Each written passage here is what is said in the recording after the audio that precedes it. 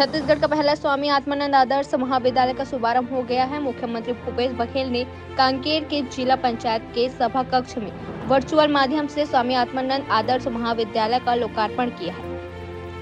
लोकार्पण कार्यक्रम में कांकेर विधायक व संसदीय सचिव शिशुपाल सोरी सहित जिले के तीनों विधायकों के साथ बड़ी संख्या में कांग्रेस कार्यकर्ता शामिल हुए। कार्यक्रम में मुख्यमंत्री भूपेश बघेल जिले में शिक्षा हमर लक्ष्य अभियान के तहत चयनित छात्रों ने वर्चुअल माध्यम से बातचीत की। जिले के 75 बच्चे ने जेईई में क्वालिफाई किया है।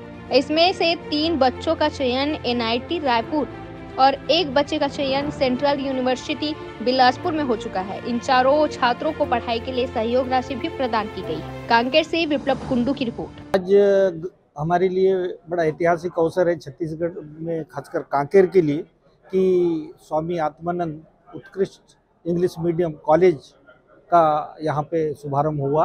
और ये प्रदेश का पहला इंग्लिश मीडियम कॉलेज है जो छत्तीसगढ़ शासन की बहुत ही महत्वाकांक्षी जो योजना है उसके तहत शुरू हुआ है। और इससे हमारे बच्चों को इंग्लिश मीडियम स्कूल कॉलेज के लिए बाहर जाना नहीं पड़ेगा, जिससे समय का भी और पैसे की भी बचत होगी।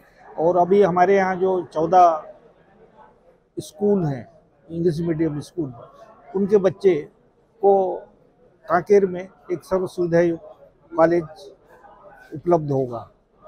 और मैंने महसूस किया है कि कांकेर अब बदल रहा है और शिक्षा के क्षेत्र में आमूलचूल परिवर्तन देखने को मिलेगा। और इस बार के जो रिजल्ट आए हैं 10वीं के भी 91% बच्चे लोग पास हुए हैं और 12वीं में 90% बच्चे लोग पास हुए हैं। जेईई में 75 बच्चे ने क्वालिफाई किया है। नीट में 82 बच्चों ने किया है। और जो राष्ट्रीय प्रतिभा खोज परीक्षा होता है वो भी राष्ट्रीय स्तर की परीक्षा है, उसमें भी 135 बच्चों ने क्वालिफाई किया है।